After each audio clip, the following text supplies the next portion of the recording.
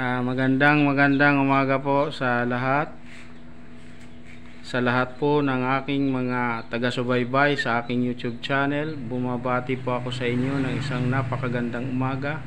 Ngayon po sa umaga pong ito, ako po ay magbabahagi po sa inyo ng isang napakagandang pagkakataon na binabahagi ko po sa inyo ang aking carton incubator. Ngayon po ay pang 22 days na sa akin pong pinapisa ng mga itlog sa akin pong carton incubator.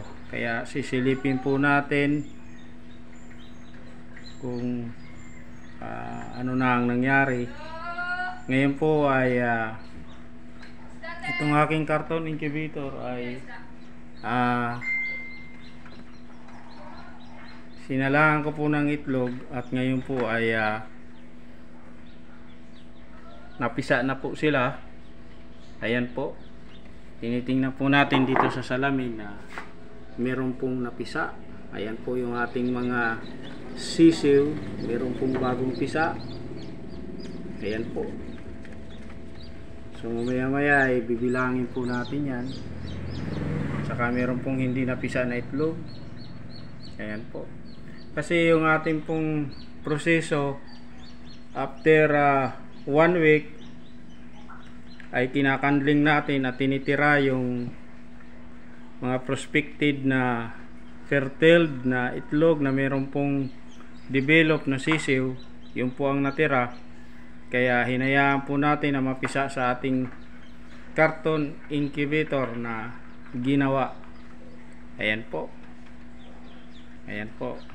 Isang kahit pala karton ay pwedeng gawin. Bakit gumawa ako ng carton incubator? Kasi yung material na ito ay pwedeng hingin natin sa mga tindahan na meron pong mga karton at makapagsimula po tayo sa pagpipisa ng itlog kung tayo po ay nag-aalaga ng manok, itik at iba pa. Ayan po, napakadali lang gawin. Sundan lamang po ninyo ang aking YouTube channel. Sa susunod po na project ko ay gagawa rin ako ng isang styrofoam na incubator at papipisaan rin po natin ang mga itlog. Ayan po. So okay po yung ating monitor. Ayan po. Ayan. So sisilipin po natin yung loob ng ating carton incubator. Ayan po. Ayan. So isasandal natin to para ayan po. So ayan po yung ating napisa na mga sisiw. Ayan, malalakas na. Bumilid na yung iba. So ang nangyari po ay tinakpan ko po yung tubig. Ayan po. Ayan po. Ayan po. So meron akong sisiw na 1, 2, 3, 4, 5, 6, 7, 8, 9, 10, 12 sisiw. So meron pong isa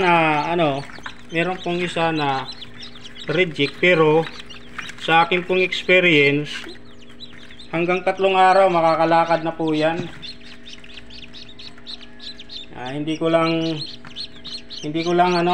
inaalagaan ko lang yan kasi maraming bisis na ako nagkaroon ng ganitong sisiw.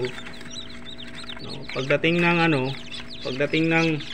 3 araw, 4 na araw ay nagkakaroon siya ng normal na paglakad.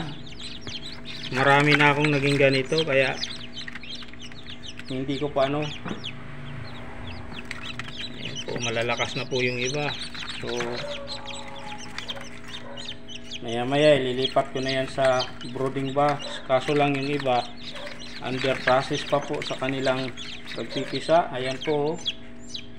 Ayan. So ito po ang aking carton incubator.